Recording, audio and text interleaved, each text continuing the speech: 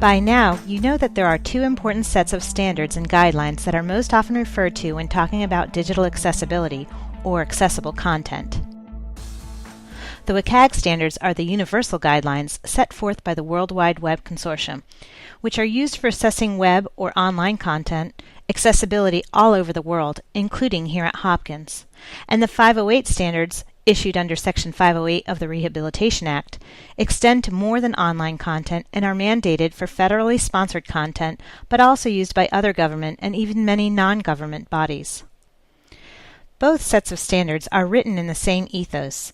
The differences are in their intended audience or users, anyone and everyone versus those receiving federal sponsorship, the enforcement and level of compliance, try versus must, and really, their sustainability. The very specific 508 standards refer to software and operating systems, web applications, telecommunications and multimedia products, and even computer hardware specifications. Most government agencies have a checklist to assist with 508 compliance of Microsoft Office and PDF documents. But because 508 standards are so specific, as technology has evolved, the standards have in many instances become outdated.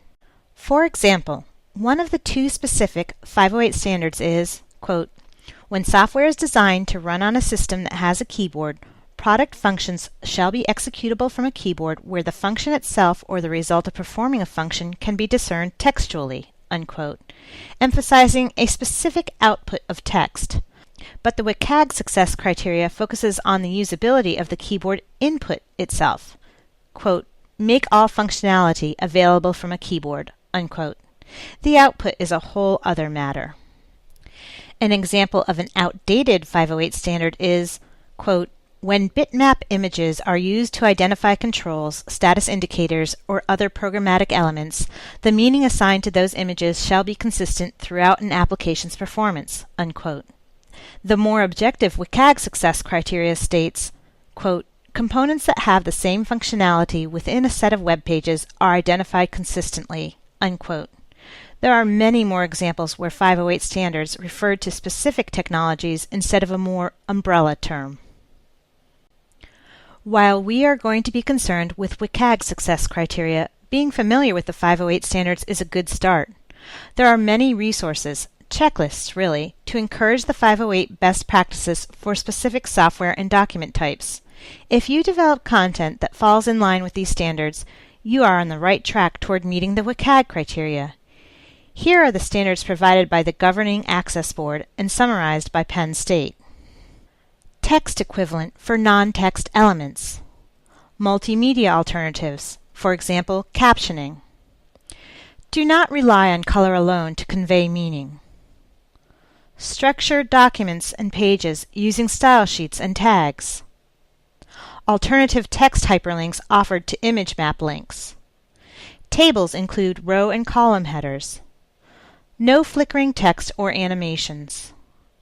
Text-only alternative offered for web pages and their elements, for example, script-only content.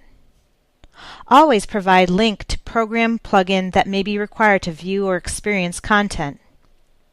Electronic forms must be designed for assistive technologies and all users. Navigation links must be provided to skip repetitive content or long lists of links. Timed content shall allow for alerts, for example, that time is running out, and the option to extend availability. If you recall, the WCAG principles condense into an easy-to-memorize acronym, POUR, perceivable, operable, understandable, and robust. Here are the guidelines that fall under each principle, beginning with perceivable, making sure that the accessible content's information and user interface is available or presented to users in ways that are available to them. For now, we are only discussing the guidelines, not the how-to. To make sure your accessible content is perceivable, make certain to provide text alternatives for non-text content. Provide captions and other alternatives for multimedia. Create content that can be presented in different ways, including by assistive technologies, without losing meaning. For instance, making sure to use list tags in PDFs when there's a bulleted list, or, even more straightforward, providing alt text for images. Make it easier for users to see and hear content. For instance, don't rely on color alone. Try not to use images of text. Make sure audio on a web page can be controlled, the volume, start and stop, by the end user. The operable guidelines make certain that users can control the navigation of the accessible content without distraction. To make sure your accessible content is operable, make certain to make all functionality available from a keyboard. Give users enough time to read and use content.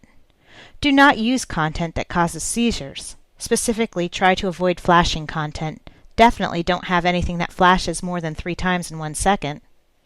Help users navigate and find content. For example, make sure web pages and documents have a title property set. Use document structure, properly nested headings for instance, and linked table of contents where appropriate.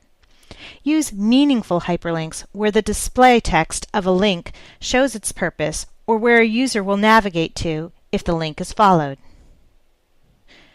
The understandable guidelines make certain that accessible content is predictable and do not penalize individuals with learning differences. To make sure your accessible content is understandable, make certain to make text readable and understandable. Make sure the language of a page or document property is specified. Make sure acronyms and unusual words are defined. A WCAG AAA criteria, but good to put in practice. Make content appear and operate in predictable ways. For example, giving a warning on a web page when a hyperlink will open in a new window or tab. Also, being consistent in headers, footers, and page numbering. Help users avoid and correct mistakes. These techniques to meet this criteria are required for anyone developing an interactive form. The robust guidelines make certain that accessible content is understood across different technologies, from existing operating systems and assistive technologies to those in development. To make sure your accessible content is robust, make certain to maximize compatibility with current and future user tools. This would include making sure web pages don't use deprecated or outdated programming. Also, it would include making symbols and equations robust, for instance, using an XML markup language editor like MathML. There are checklists available from W3C and WebAIM, a reputable nonprofit organization based at Utah State University that provides many web accessibility solutions, among others. These checklists help determine if developed content meets the success criteria of each WCAG guideline, but they can be somewhat complex and overwhelming, especially for anyone who's not a web developer. That's one reason why we are striving to think beyond checklists to a culture of accessibility.